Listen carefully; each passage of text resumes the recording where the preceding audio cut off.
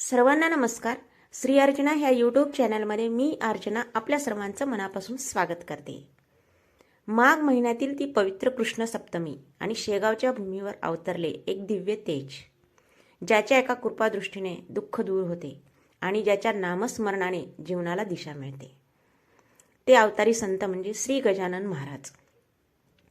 आज आपण जाणून घेणार आहोत गजानन महाराजाचा अलौकिक प्रगट दिन, त्यामागे आध्यात्मिक रहस्य आणि भक्तांच्या जीवनातील त्यांचे अद्भुत महत्त्व. आजचा दिवस आहे भक्तीचा, आजचा दिवस आहे कृपेचा. माघ कृष्ण सप्तमी, ज्या दिवशी शेगावच्या पवित्र भूमीत प्रकट झाले श्री गजानन महाराज, हा दिवस आहे त्या दिव्य संताचा प्रकाश आणि आपल्या जीवनात जाण्याचा, संकटावर विजय मिळवण्याचा आणि भक्तिभावाने जीवन उजळण्याचा. गजानन महाराजाचं प्रगटले त्यांचे माता पिता कोण आहेत हे अजूनही आपल्याला कोणालाही माहिती झाले नाही. म्हणजे स्वयंभू जीवन असल्यासारखे ते प्रगट झालेले आहेत गजानन शेगावच्या पवित्र अशा भूमीमध्ये. त्या दिवशी आपण काय करावं, कारण त्यांचे माता पिता अजून कोणालाही माहिती नाही आहेत की त्यांचे माता पिता कोण आहेत. ते म्हणजे एकदमच असे प्रगट झालेले दिव्य पुरुष आहेत, दिव्य संत, दिव्य पुरुष असं आपण म्हणू शकतो.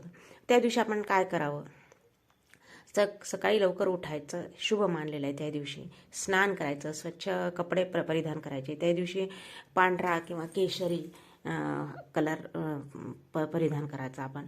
त्याच्यानंतर आपण घरातील एका देवघराच्या जवळच आपण स्वच्छ जागा करायची, पाण्याने शुद्ध करून घ्यायची आणि चौरंगावर गजानन महाराजाचा फोटो ठेवायचा. फोटो, मूर्ती जी आपल्याकडे उपलब्ध आहे ते ठेवायचं. त्याची आपण पूजा अर्चना करायची. धूप दीप नैवेद्य करायचं, कारण गजानन महाराजाला मोदक आवडतात. 21 मोदकाचा नैवेद्य आपण आवर्जून करायचा त्या दिवशी आणि गजानन महाराजाला तो अर्पण करायचा. त्याच्यानंतर आपण गजानन महाराजाचं मंदिर असलं आपल्या जवळपास तर आपण मंदिरात सुद्धा जाऊन दर्शन घ्यायचं आणि गणगणात बोते हा मंत्र आपण म्हणायचा. 108 वेळा, 1008 वेळा किंवा 11 वेळा तरी जपायचा. गणगणात बोते हा मंत्र केवळ शब्द नाही, हा आहे संकटावर विजय मिळवण्याचा मार्ग, हा आहे मनशांती आणि जीवनातील सकारात्मक ऊर्जा निर्माण करण्याचा मंत्र. या दिवशी भक्तिभावाने पूजा अर्चना केली, ध्यान नामस्मरण केल्यानं काय होतं की शरीर, मन आणि आत्मा शुद्ध होतो आपला. शक्य असल्यास आपण त्या दिवशी उपवास करायचा. जर समजा नाही जमला तर एक टाइम जेवण, एक टाइम उपवास असं करायचा. आणि लोकांना, मदतीची गरजू लोकांना, आजारी गरीब यांना आपण दानधर्म करायचा.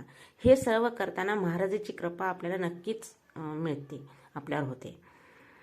एका महान संताचा प्रकाश, एका अवतारी योगीचा जिवंत संदेश. श्री गजानन महाराजाचा जीवनाचा ग्रंथ म्हणजे कोणता? श्री गजानन महाराज विजय. श्री गजानन विजय हा ग्रंथ आहे, दासगणू महाराजांनी हा लिहिलेला आहे. हा ग्रंथ भक्तासाठी मार्गदर्शक, संकटावर विजय मिळवण्याचा आणि जीवनाला उजळण्याचा आहे. आपल्याला प्रश्न पडतो श्री गजानन विजय ग्रंथ म्हणजे काय? तर हा ग्रंथ गजानन महाराजाच्या चरित्राचे, चमत्काराचे आणि उपदेशाचे वर्णन आहे. ते 21 अध्यायाचा हा ग्रंथ आहे. त्याच्यामध्ये 3668 ओवी आहेत आणि ते दासगणू महाराजांनी लिहिलेले आहे. आणि त्याच्यामधली साधी मराठी, भक्तासाठी समजण्यासाठी सोपी भाषा पण आहे, ती कोणालाही समजू शकते. तर जीवनातल्या अडचणी दूर करण्यासाठी आपल्याला मदत करते हे ग्रंथ. त्याच्यानंतर आपल्याला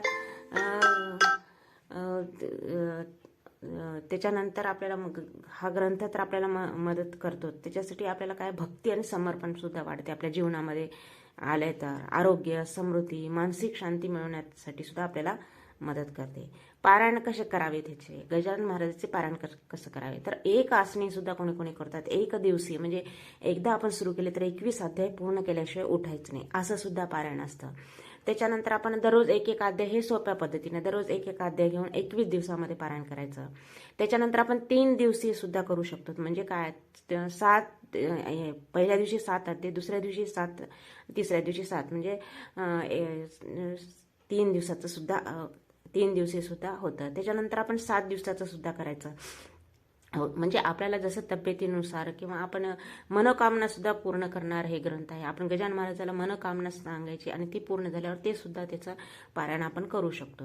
ह्याचं फळ खूप शुभदायक आहे. कारण हे भक्तिभावने जर केलं तर पारायण केलं आपण संकट म्हणजे विश्वास ठेवून मी आधीच सांगते की कुठे कोणती जर आपण करायची तर पोथी विश्वास ठेवून करायचं. त्याच्यानंतर काय होतं ते केल्यामुळे काय होतात, हे पारायण केल्यावर संकट दूर होतात, आपल्यामध्ये सकारात्मक ऊर्जा होती.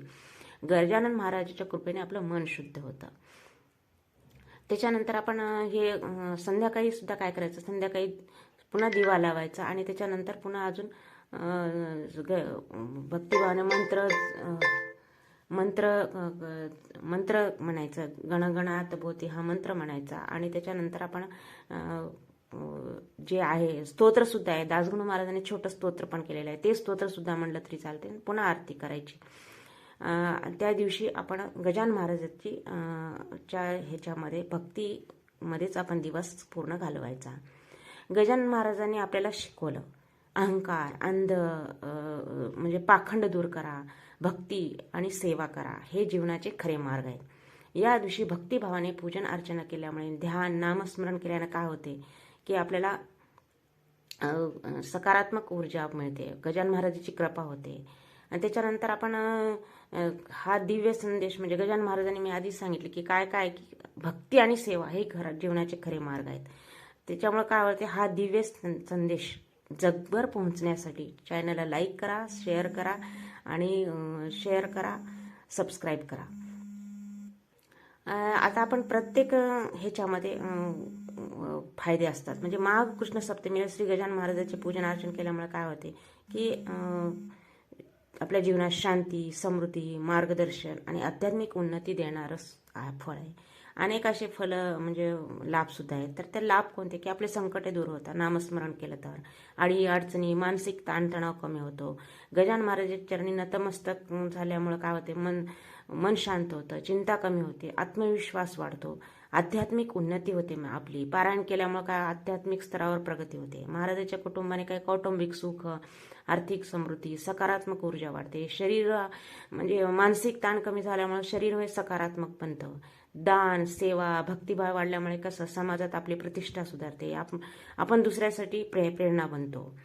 गजानन महाराजांचे उपदेश आणि ग्रंथ वाचन या जीवनामध्ये योग्य निर्णय घेण्याची आपल्याला मदत होते. चला तर मग या पवित्र दिवशी भक्तिभावाने गजानन महाराजांच्या चरणी नतमस्तक होऊन मन, वाणी आणि कर्माने समर्पण करून अंतःकरणातून म्हणूया, गण गणात बोधे. श्री गजानन महाराज की जय.